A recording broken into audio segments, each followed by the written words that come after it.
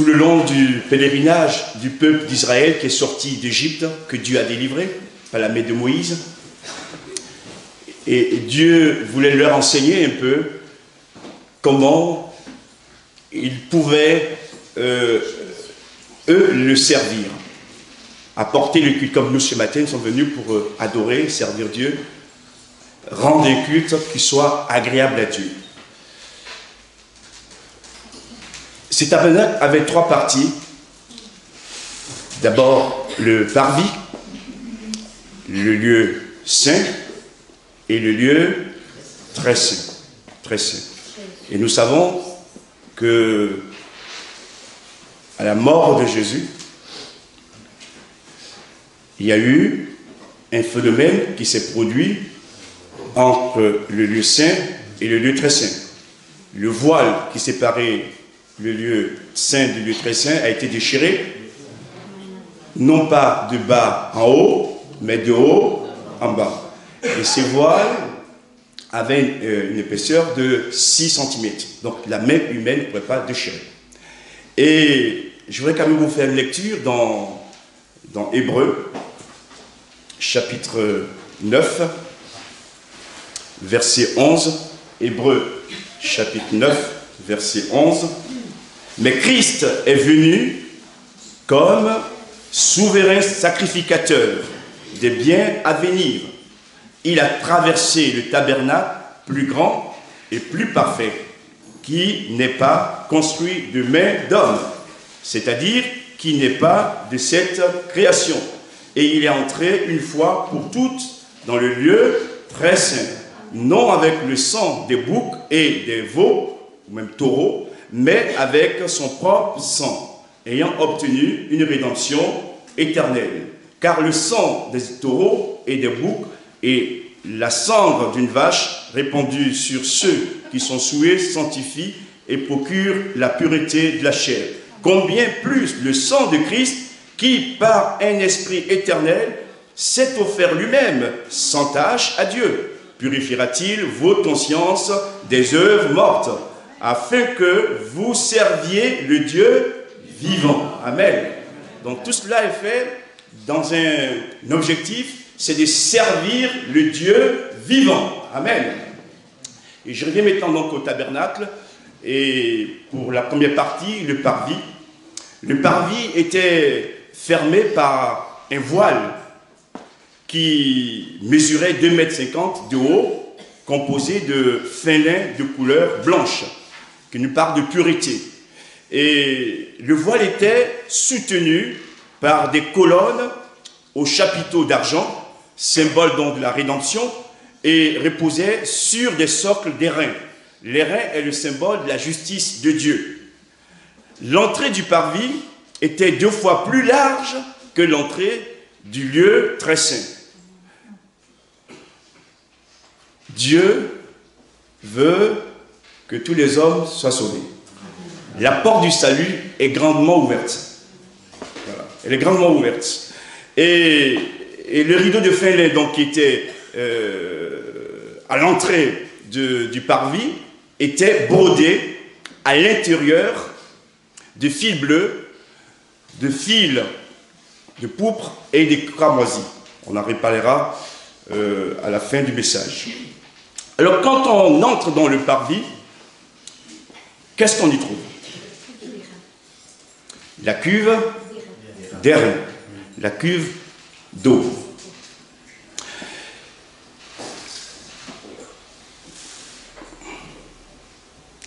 Quand on suit les uns les autres, on peut se tromper. C'est pas d'abord la cuve d'airain. Qu'est-ce qu'on trouve alors? On trouve d'abord l'autel des holocaustes. Ça, c'est un peu aussi, on a cette habitude, et c'est à tous, hein, je parlais, de garder des vérités qu'on a en nous et qu'on croit être la vérité. C'est pas cela. Mais ça peut arriver de se tromper. D'abord, on trouve l'autel des holocaustes.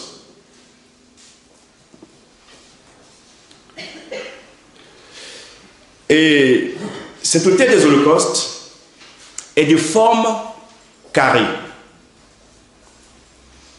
2,50 m de côté sur 1,50 m de hauteur. Il est construit en bois d'acacia et recouvert d'airain. Pas d'or, mais d'airain. L'airain, c'est le symbole de la justice de Dieu. Et au-dessus de l'autel des holocaustes, il y a 4 cornes aux angles, les cornes de bélier. Ensuite, on va trouver maintenant la cuve d'eau. La cuve d'eau. La cuve d'eau, qui est un bassin circulaire pour les ablutions et les purifications. Sa base était aussi d'airain, qui parle de la justice de Dieu. Et la cuve d'eau se trouve à l'entrée du lieu saint. Il y a là aussi un symbole. Notre marche et notre service doivent être sanctifiés et consacrés au service de Dieu. Amen. Et si la cuve sert pour les ablutions et les purifications, il faut savoir aussi que les sacrificateurs, avant d'entrer dans le lieu saint, doivent aussi se purifier. J'aimerais lire un texte avec vous dans Apocalypse, chapitre 1er.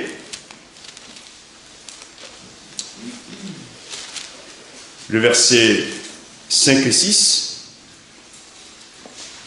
On va commencer par le verset 5, au début. Et de la part de Jésus-Christ, le témoin fidèle, le premier-né des morts et le prince des rois de la terre. Ce qui nous intéresse maintenant, c'est ce qui va suivre. À celui qui nous aime, qui nous a délivrés de nos péchés, par son sang, et qui a fait de nous un royaume des sacrificateurs, ou a fait de nous des rois, mais aussi des sacrificateurs pour Dieu son Père. À lui soit la gloire et la puissance au siècle des siècles. Amen. Donc depuis la mort et la résurrection de Jésus, nous sommes tous devenus des sacrificateurs. Et c'est là que se trouve le centre du message de ce matin. Donc si nous sommes sacrificateurs, avant d'entrer dans le lieu saint, il nous faut nous purifier. Faire les ablutions. Et dans le lieu saint, seuls entraient que les sacrificateurs. C'est eux qui étaient les seuls autorisés à y entrer dans le lieu saint. Ils avaient impérativement le devoir de se laver les mains et les pieds. Ce matin, mettons-nous à leur place. Nous sommes devenus aussi des sacrificateurs. Comment sommes-nous rentrés dans ce lieu? Avons-nous lavé nos pieds et nos mains? Il faut le faire. Le symbolisme est là présent. On n'entre pas dans la maison de Dieu n'importe comment. Surtout pour ceux qui sont convertis. Les nouveaux qui arrivent, ils auront le temps d'eux. Et je me dis, Seigneur, si ces vérités, nous les connaissons et nous les pratiquons, nos églises seraient de plus en plus belles. Amen. Et oui, parce qu'on n'y rentre pas avec des pieds souillés, ni avec des mains souillées. Si mes pieds et mes mains sont purs, tout le corps est pur. Les mains qui symbolisent le travail, l'action, les pieds, la marche. Donc, je suis dans le chemin de la vie, mais je marche avec pureté, et ce que je fais pour Dieu, je le fais dans la vérité pour sa gloire. Amen. Alors, ce n'est pas le cas, on peut encore se repentir. C'est ce qui est beau avec la parole de Dieu. Et dit, Seigneur, Je ne veux plus entrer dans le lieu saint à la légère. Je ne veux plus rentrer dans ta maison à la légère. Je veux y entrer en me conformant à ta parole. Amen. Pas à la parole du pasteur ni des anciens, mais à la parole de Dieu. Amen. Et si nous faisons cela les uns les autres, nous verrons que la gloire de Dieu se manifestera. Parce que quand on obéit aux recommandations de Dieu, Dieu aussi honore ses sacrificateurs, ses enfants. Amen. Alors, ce lieu saint, comme je dis, avant tout acte de culte, tout service, nous devons d'abord nous purifier. Son entrée est plus étroite que celle du parvis. L'entrée du parvis est 2 fois plus large que l'entrée du lieu saint. Et là aussi, il y a un enseignement pour nous. Nous pouvons dire clairement que certaines révélations et bénédictions de Dieu se reçoivent qu'en passant par la porte étroite. Amen. La porte large, c'est la porte du salut. Mais pour entrer dans le sanctuaire, la porte se rétrécit. Et souvent, frères et sœurs, dans nos vies, Dieu nous fait passer par des portes étroites. Ça ne nous plaît pas toujours. Mais ce qu'il faudrait réaliser, ce n'est pas tellement la nature de la porte, mais de savoir qu'est-ce que Dieu va nous donner derrière. Amen. Et oui, et quand on ouvre le voile qui sépare le lieu saint, on découvre des choses à l'intérieur. Mais la porte est étroite. Et des fois aussi, Dieu veut nous bénir. Et il nous fait passer par une porte étroite. Ce n'est pas la porte qu'il faut regarder, c'est ce qui est derrière. Amen.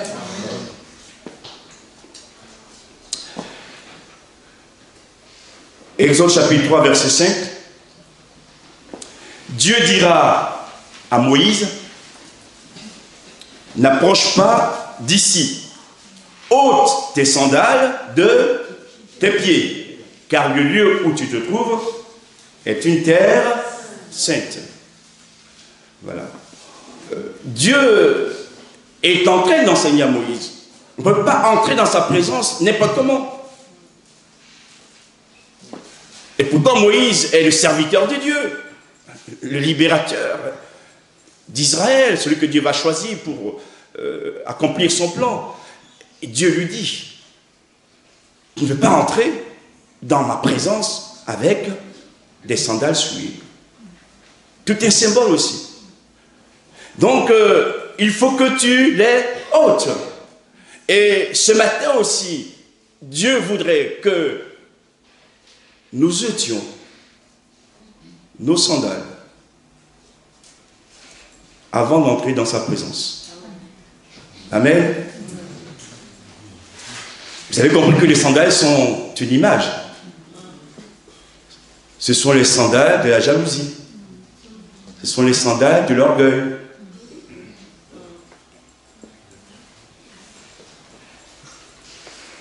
Ce sont les sandales des critiques. Ce sont les sandales de la désobéissance, les sandales de l'incrédulité. Et toutes ces sandales qui sentent mauvais. Parce que de la présence de Dieu, il faut qu'on soit en bonne odeur. Amen. On va le voir au niveau des éléments qui sont dans le sanctuaire. Seigneur,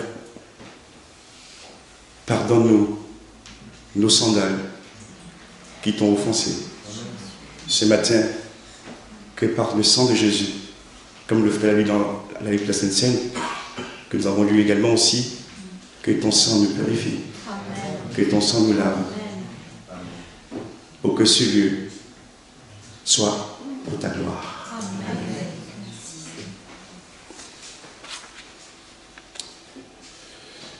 J'aimerais maintenant vous parler de la couleur du voile.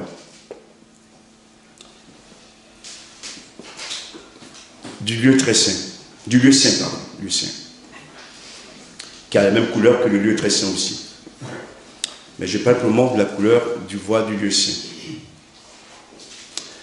D'abord, nous trouverons le cramoisi,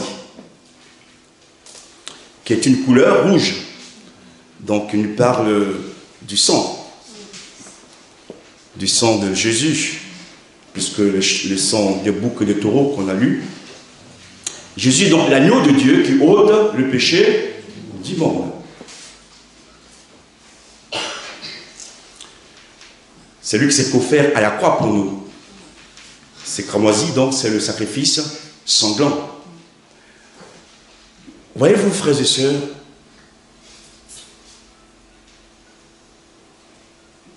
l'amour de Dieu pour nous a coûté la vie à son Fils. Vous ne voyez pas qu'il y a une contradiction entre amour et sacrifice? C'est ce qu'on enseigne aujourd'hui dans le monde d'ailleurs. Hein? Wow. L'amour. Le vrai amour, c'est quand tu ne souffres pas. Dès que tu commences à souffrir, attention, prépare-toi à partir. Non, dans l'amour, il y a la souffrance.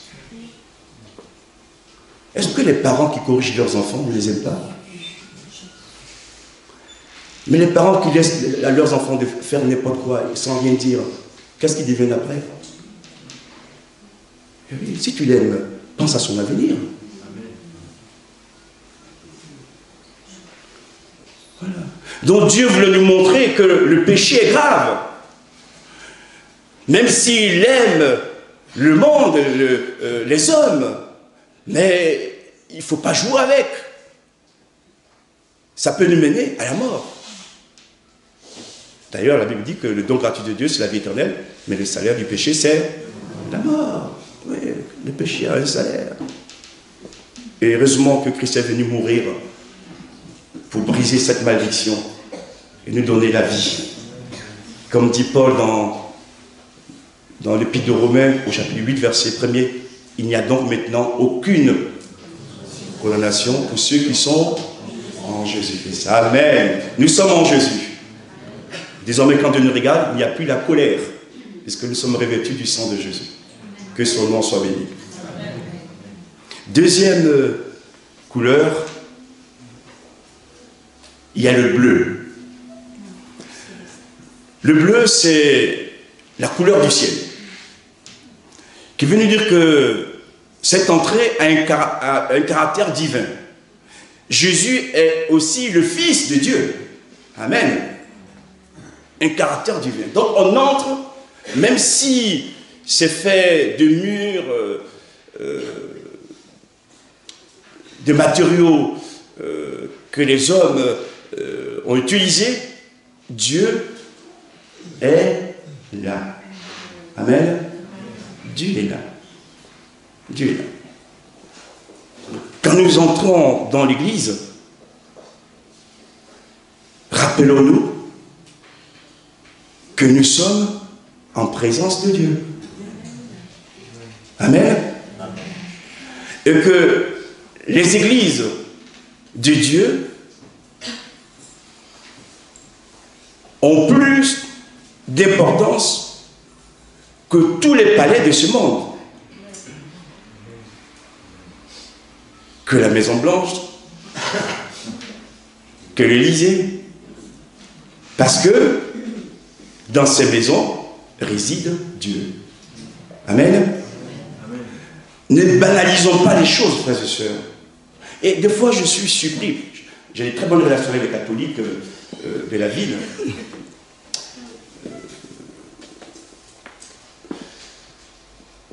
Et quand j'y rentre à la cathédrale, où j'ai déjà prêché, quelle solennité, même pas une... Les gens se recueillent, respectueux du lieu, etc. Mais parfois, dans nos milieux, waouh, avant même le culte, ça papote. Dieu est là, mon frère, ma soeur. Pas qu'il faut rester guindé. Après, on a le temps de... Mais au départ, recueillons-nous, Dieu est présent dans ce lieu. Et si nous venons pour lui, il nous faut avoir des attitudes qui honorent son nom. Et tout cela contribue aussi à l'Esprit de Dieu de pouvoir agir au milieu de nous. Et je dis, Seigneur, enseigne-nous aussi là. On a tant besoin de toi et de ta grâce. Bien sûr, il faut que ce lieu soit un lieu de joie, un lieu de fête, mais néanmoins, sachons garder les limites. Amen. Il y a aussi la pourpre. C'est la couleur royale. La couleur des rois.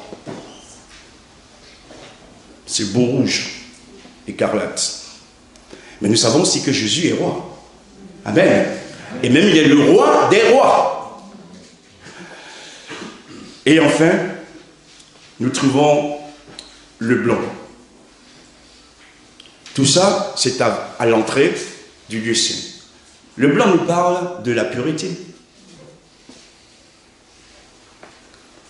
Le blanc nous parle de la sainteté. Donc, vous voyez tout ce message que Dieu donne à son peuple d'Israël, mais qu'il nous donne à nous aussi. Avant d'entrer dans le lieu saint, voilà les conditions ou les caractéristiques.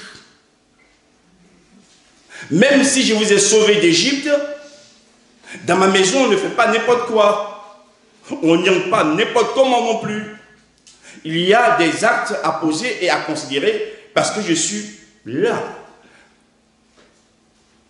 Dieu est là. On va entrer dans la présence du roi. On va entrer dans la présence de celui qui sacrifiait à la croix pour nous. On va entrer dans la présence de Jésus, Fils de Dieu. Et tout cela nous doit nous amener à considérer la sainteté de Dieu, la beauté de Dieu, et à honorer son nom. Amen.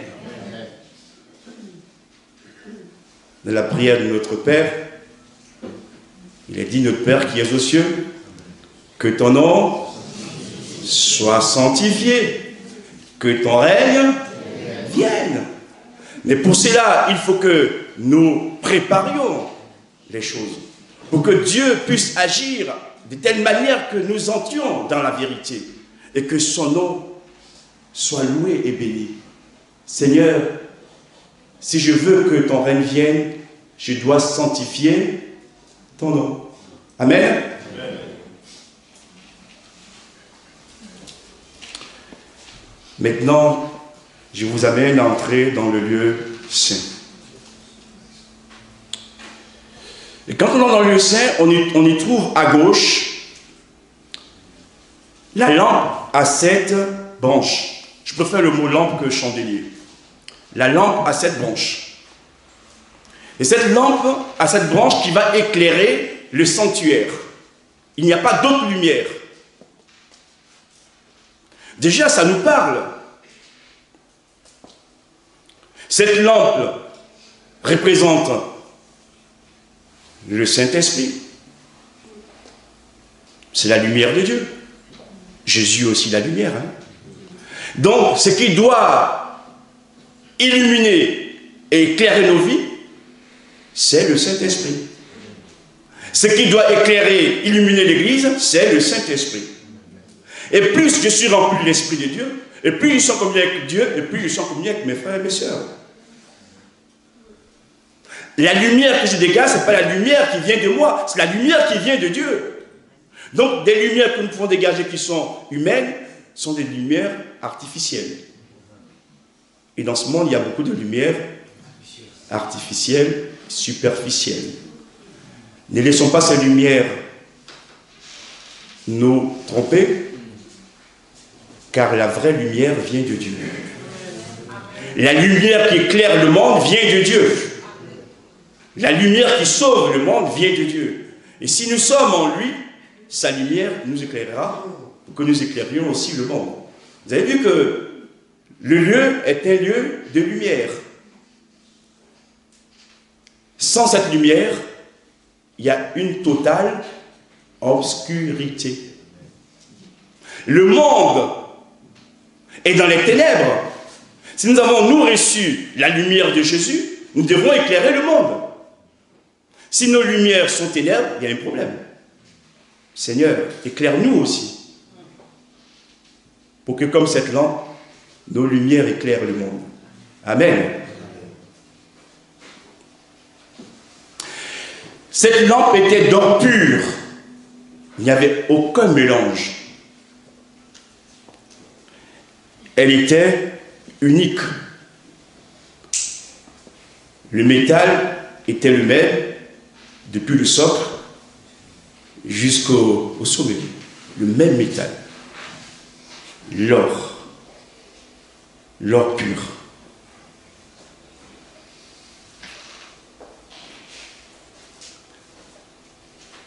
Et Dieu veut que nos vies soient comme de l'or pur. Amen. De l'or pur. Pas de l'or mélangé. Parce qu'il y a de l'or parfois mélangé. Mais de l'or pur. De l'or pur. Chaque jour, cette lampe était alimentée et remplie d'huile d'olive pure. Dites-moi, si on n'y mettait plus de l'huile, qu'est-ce qu'elle deviendrait? Mais voilà. Ah, mais faut Seigneur, mais je t'aime, je lis ma Bible.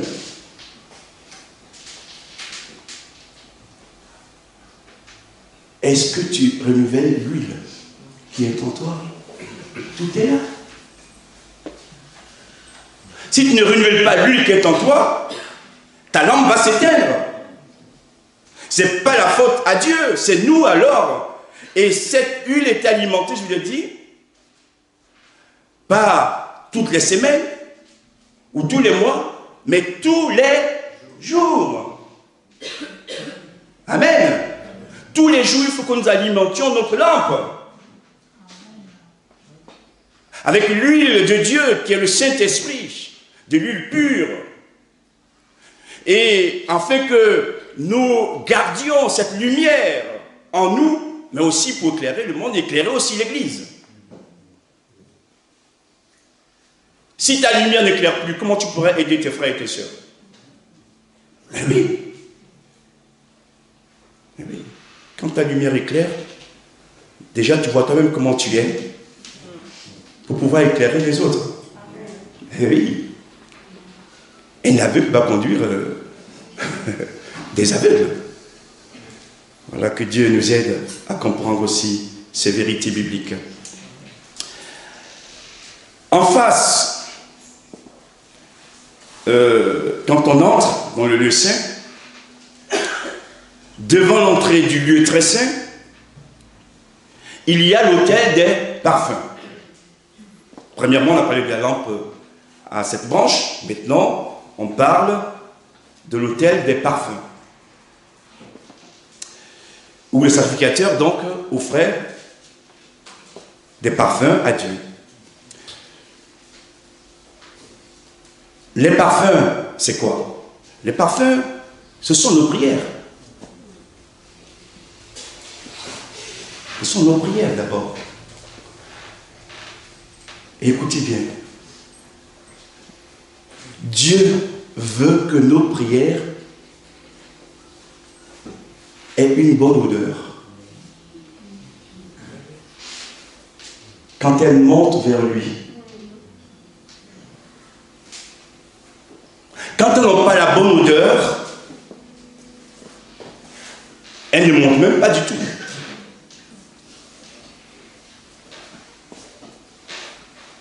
Parce qu'on offre cela à Dieu. Et il voudrait que nous mettions tous les ingrédients nécessaires. La prière, je mets en guillemets, de bonne odeur parfumée, c'est pas la prière avec l'encombre.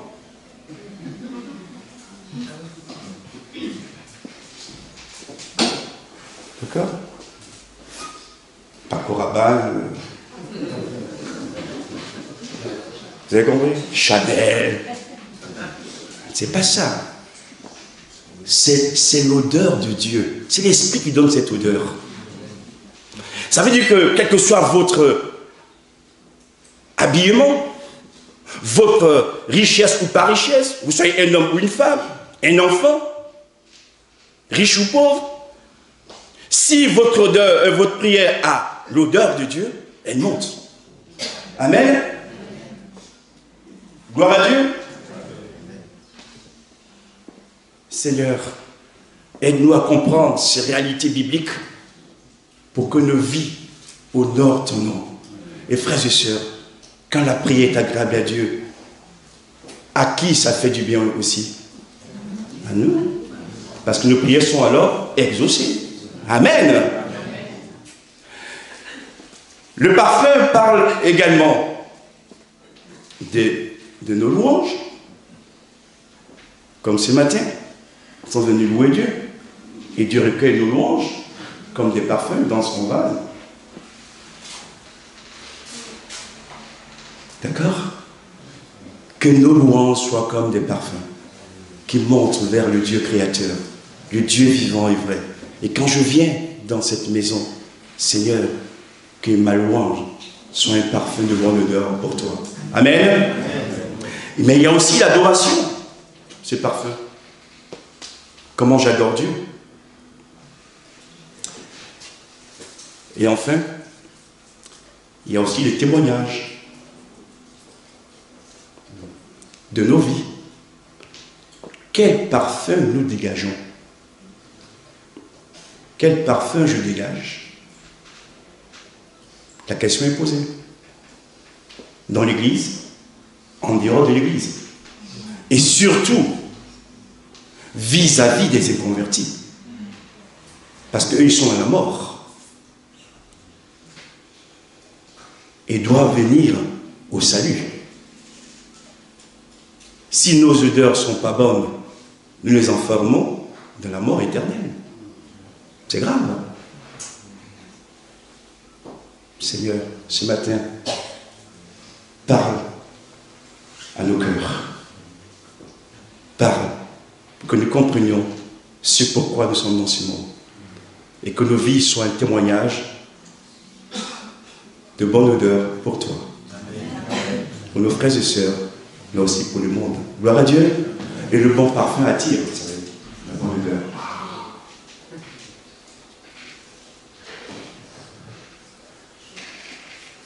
Quand vous êtes dans la cuisine et vous sentez l'odeur, déjà, vous prenez à table en train de manger, c'est tellement bon, la bonne odeur. Quand vous arrivez, vous sentez une odeur un peu bizarre. Waouh, qu'est-ce que je mange? Seigneur, aide-nous. Que ton nom soit béni. Je vais terminer. Enfin, à droite, il y a la table des pains de proposition. On est tous dans le lieu saint. La suite, pour le lieu très saint, ça sera mardi soir. On est encore dans le lieu saint. Les pains de proposition. Combien y en a-t-il? Il y a 12 pains de proposition. 12 pains. Comme les 12 tribus d'Israël. Vous voyez, même là encore, Dieu nous parle. Chaque tribu a son pain. C'est-à-dire que le peuple de Dieu a du pain pour tout le monde. Le pain que Dieu donne est pour tout le peuple. Personne ne manque de pain. Aucune tribu ne manque son pain. Donc quand nous nous rassemblons aussi, il faut que nous ayons notre part de nourriture. Est-ce que j'ai ma part? Est-ce que je veux ma part? Vous avez déjà vu que j'ai dit pour y entrer, il faut faire certaines choses. Donc la nourriture, elle est toujours présente dans le lieu saint. Si je pense que je n'ai pas de nourriture, je n'ai pas de pain, ce n'est pas la faute de Dieu. C'est que quelque part, j'ai un problème. Tous les jours, il y a du pain dans la maison de Dieu. Jésus ne dit-il pas, je suis le pain de vie? Eh oui. Jésus est le pain de vie. Et les 12 frères étaient changés toutes les semaines. Pas tous les jours, mais toutes les semaines. Toutes les semaines. C'est quelqu'un du Père assis? Et quelqu'un? Levez la main. Ah non, je vois personne. On aime bien le pain frais quand même. Oui. Mais Dieu a pensé à cela. Dieu a pensé à cela pour nous. Quel pain tu manges aujourd'hui, mon frère? Le pain, il y a 3 mois? Il y a 3 ans? Ou le pain de la semaine? Chez Épidore. Le meilleur, c'est le pain du Gaulois. C'est le meilleur. Voilà. On veut manger du pain frais. Ça nous fait sourire. Mais en même temps, c'est quelle profondeur du message de Dieu qui nous a menés à grandir. Mais sans le pain, comment tu vas grandir? Le corps a besoin d'être nourri, non? Même pour ceux qui font des jeûnes de prière pendant des jours ou des semaines, à un moment donné, il faut manger. Sinon, le corps dépérit. Et quand tu ne manges pas, tu dépéris. Seigneur, nous voulons ton pain. Alléluia. Que son nom soit béni. Et ces pains, étaient réservés exclusivement aux sacrificateurs. Là aussi, je voudrais dire ceci, très courtement. C'est Dieu qui décide. Parce qu'on aurait pu dire, ah, tout le peuple d'Israël va rentrer dans le sanctuaire pour manger le pain. Non. Le pain réservé aux sacrificateurs. Mais quand je vous l'ai dit qu'aujourd'hui, nous sommes tous des sacrificateurs, ben Jésus est mort, ressuscité. Mais je reviens en arrière pour dire que, des fois, même Dieu fait des sélections. Dieu fait des sélections. Oui. Si, par exemple, tu n'es pas docteur de la parole, tu ne veux pas t'improviser docteur. Même si tu n'es pas docteur dans le monde, médecin, tu ne peux pas t'improviser médecin. Si tu n'es pas pasteur, tu ne peux pas t'improviser pasteur. D'ailleurs, on voit les dégâts. Il faut un appel, hein, derrière. Mais ce que j'aimerais vous dire, pour que vous puissiez comprendre, tous ne sont pas Aaron, tous ne sont pas Hur ou Moïse. Mais tous marchent dans la même direction. Dirigés par Moïse, Aaron. Vous avez compris? Donc la différence que je voudrais vous faire comprendre, ce n'est pas une différence d'État. Dans l'État, nous sommes tous des chrétiens, sauvés par grâce. Mais je mets l'accent sur la fonction. On n'a pas tous la même fonction. Vous avez compris? Et cette fonction, c'est Dieu qui la détermine. D'ailleurs, la révélation du tabernacle est donnée à qui? À Moïse.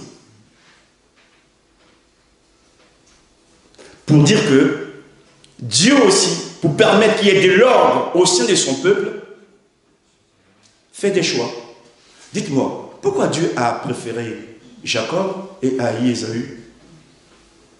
Dans le mot haïr, ce n'est pas le rejet, mais c'est dans le choix par rapport à la descendance de David. Parce que les 12 tribus viennent de Jacob. Cette sélection n'est pas une sélection de rejet, mais du choix de Dieu.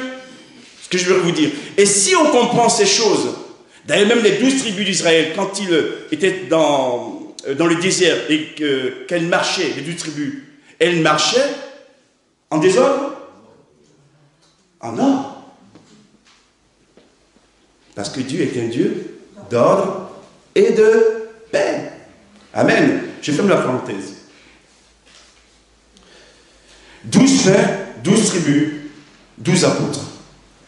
Et en préparant ce message, l'Esprit m'a montré cette parole, cette pensée, dans Marc chapitre 6, verset 43, où Jésus va multiplier les pains et les poissons.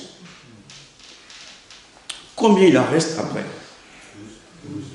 12 paniers. Chaque apôtre a droit à son panier. Mais là aussi, qu'est-ce qui va se passer? C'est après avoir nourri la foule.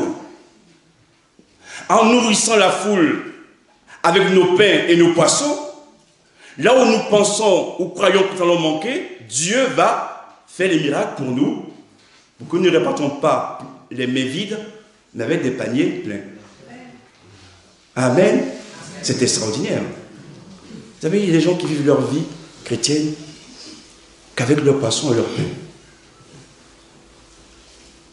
Bien que, il faut partager. C'est-à-dire qu'il faut nourrir la foule qui va aussi connaître le Seigneur Jésus. Amen. Et si on fait cela, Dieu s'occupe de nous. Et je voudrais terminer en disant ceci. Si Dieu a permis que même le tabernacle, qui va devenir par la suite le temple, soit ainsi agencé et ordonné, on ne peut pas remettre en cause les choix et les aspirations de Dieu pour son peuple. Vous savez, il y a des gens qui parfois se disent, parce que je suis en Dieu, je suis libre de tout faire. Non, tu n'es pas libre de tout faire. Et hier soir, je parlais avec mon épouse, qui me pose cette question d'ailleurs, de cet arbre, la connaissance du bien et du mal, qui se trouvait dans le jardin d'Éden. Quand vous n'avez pas la perspicacité de l'esprit pour comprendre ces choses, vous direz que Dieu est injuste. Ou qu'est-ce qu'il a fait à aller planter cet arbre au milieu du jardin qui a apporté la chute? Est-ce que je partage avec elle cette pensée? Est-ce que nous révèle les choses après? Même déjà, dans le jardin d'Éden, Dieu montre à l'homme que le vrai bonheur a toujours des limites. Où il n'y a pas de limite, il n'y a pas de bonheur. D'ailleurs, vous voyez les loisirs, on en veut, on n'est jamais satisfait. On repousse. Le vrai bonheur avec Dieu, il y a des limites, il y a un cadre. Quand tu sors du cadre, des limites, tu bascules dans le malheur. Ou ce que tu crois être bonheur devient malheur pour toi. Et donc déjà, dans le jardin d'Éden, il y avait des limites. Et les limites sont encore aujourd'hui. D'ailleurs, mardi ou dimanche, je verrai, ou un dimanche, dans le lieu saint, le lieu très saint, pardon, je termine, il y avait les tables de la loi dans l'arche. Les tables de la loi, c'est ce que nous appelons nous les 10 commandements, que les Juifs appellent les 10 paroles. Les 10 paroles, 10 commandements sont encore valables aujourd'hui. Amen. Seigneur, merci pour ce partage de ta parole, pour l'enseignement. Te remercions pour ton inspiration, pour ce que tu nous accordes. Merci également de nous aider à entrer dans ta maison avec des pieds et des mains lavés, purifiés, le cœur purifié, que nous sanctifions ta maison, ton nom, que nous sanctifions ta présence. Merci également pour ce que tu nous accordes, pour nos prières qui sont exaucées. Merci pour le pain de vie qui est Jésus. Merci également ce matin de nous remplir de ton esprit, car nous en avons besoin afin que nos lampes brillent au nom de Jésus. Oh, à toi revienne toute la gloire, à toi revienne toute la louange. Et sauve aussi des hommes et des femmes qui rentrent dans la vie éternelle. Au nom de Jésus. Amen. Amen.